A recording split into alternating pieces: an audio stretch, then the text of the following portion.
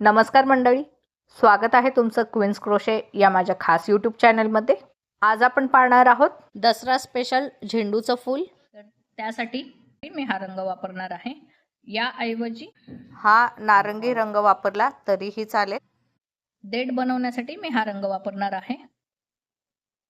त्यानंतर आपल्याला लागणार आहे हे 3 नंबरचं क्रोशिया हुक, कात्री आणि डार्निंग नीडल. सर्वात आधी हा हिरवा रंग घेऊया आणि स्लिप स्टिच करूया.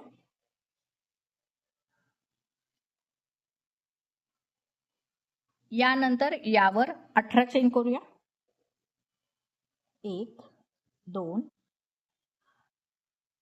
3 4 5 18 चेन करून झाले. यानंतर पहिल्या 2 चेन सोडून द्यायच्यात आणि तिसऱ्या चेन मध्ये एक हाफ डबल क्रोशे करायचा आहे.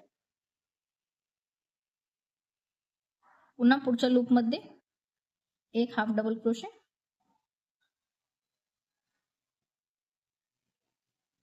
पुन्हा पुढच्या लूप मध्ये एक half double crochet.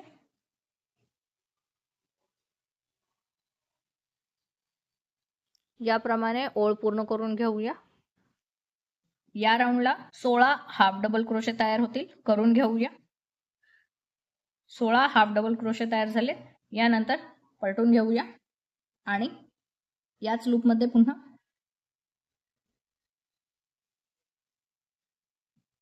Single crochet करूया आणि पुन्हा यावर एक सिंगल क्रोशे करूया. हा पहिला हाफ डबल क्रोशे झालाय. यानंतर पुढच्या लूप मध्ये पुन्हा एक हाफ डबल क्रोशे, पुढच्या लूप मध्ये पुन्हा एक हाफ डबल क्रोशे. याप्रमाणे दुसऱ्या ओळीला प्रत्येक लूप वरती एक एक हाफ डबल क्रोशे करून घ्यायचा आहे. करून घेऊया. दुसरी ओळ मी इथे पूर्ण केलेली आहे. यानंतर पुन्हा पलटून घेऊया. आता पुन्हा पहिल्या लूप मध्ये 2 चेन करून घेऊया. इथे मी सिंगल क्रोशेवर सिंगल क्रोशे केलेला आहे. याने व्यवस्थित फिनिशिंग येते. हा पहिला डबल क्रोशे झालेला आहे. आता पुन्हा याच लूप मध्ये दुसरा डबल क्रोशे तयार करायचा आहे.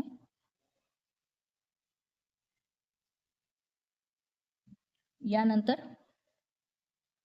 पुढच्या लूप मध्ये पुन्हा 2 डबल क्रोशे करूया.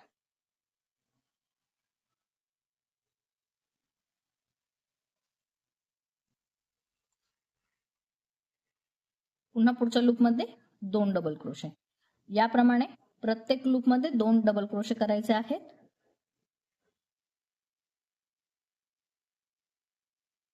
याप्रमाणे प्रत्येक लूप मध्ये 2 डबल क्रोशे करून घ्यायचे आहेत. तिसऱ्या राऊंडला 32 डबल क्रोशे तयार होतील, करून घेऊया. तिसरा राऊंड पूर्ण केलाय. इथे 32 डबल क्रोशे मी करून घेतलेले आहेत. यानंतर इथे एक शेवटी एक चेन करूया आणि धागा कापताना थोडा लांब कापायचा आहे.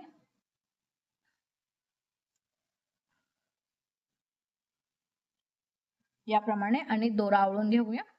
यानंतर पिवळा धागा घेऊया. इथे स्लिप नॉट करून घेऊया.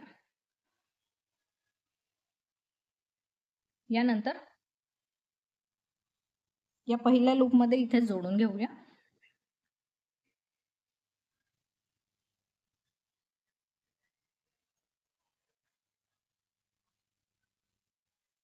यावर आता 3 चेन करूया. 1 2 3 3 चेन हा एक डबल क्रोशे म्हणून मोजायचा आहे. पुन्हा यान ओव्हर करूया आणि त्याच लूप मध्ये दुसरा डबल क्रोशे करूया.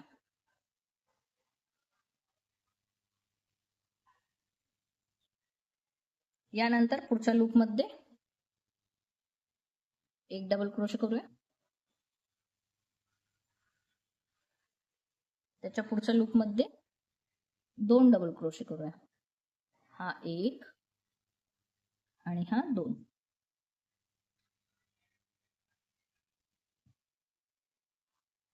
पुन्हा पुढच्या लूप मध्ये एक डबल क्रोशे,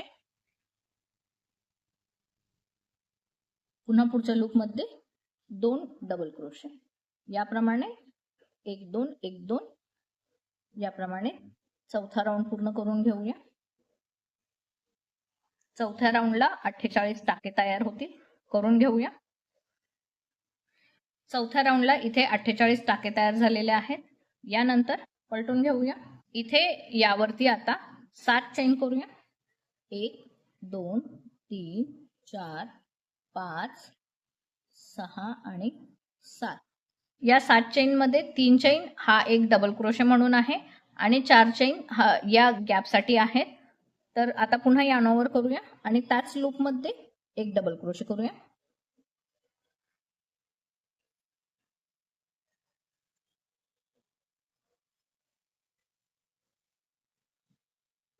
पुन्हा यावरती 4 चेन करूया.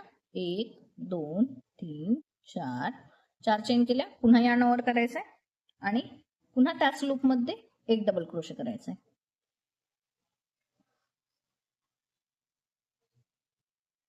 यावरती आता पुन्हा 4 चेन करूया. 1 2 3 आणि 4. 4 चेन केल्या. यानोवर करायचंय. आता पुढच्या लूप मध्ये एक डबल क्रोशे करायचंय.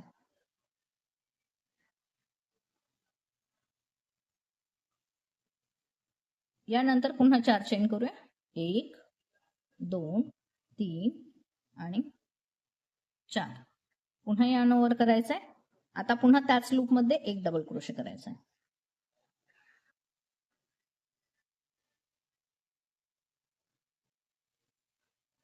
पुन्हा 4 चेन करूया. 1 2 3 आणि 4. पुन्हा यानोवर करायचंय. आता पुढच्या लूप मध्ये एक डबल क्रोशे करायचंय.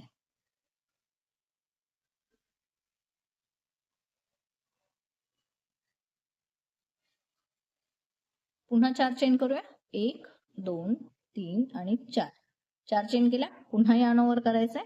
त्याच लूप मध्ये एक डबल क्रोशे करूया.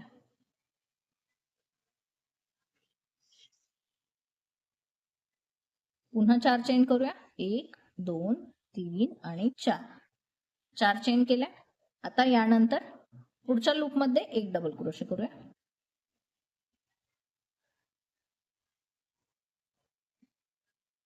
पुन्हा 4 चेन करूया. 1 2 3 आणि 4. पुन्हा यानोवर करायचंय आणि त्याच लूप मध्ये एक डबल क्रोशे करूया.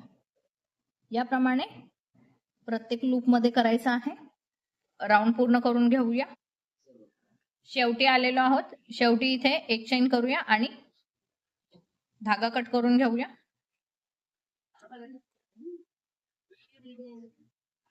यानंतर हे आता आपल्याला जोडून घ्यायचं आहे. तर सर्वात आधी रोल करून घेऊया.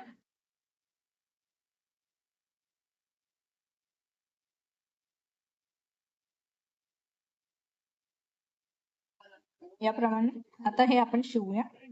तर हा धागा आता आपण नेडल मध्ये टाकूया.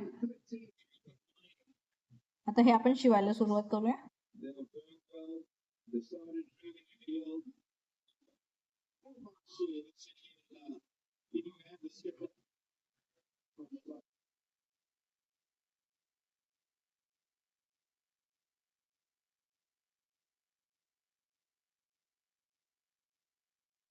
हा सर्व देठाचा भाग व्यवस्थित घट्ट शिवून घ्यायचा आहे.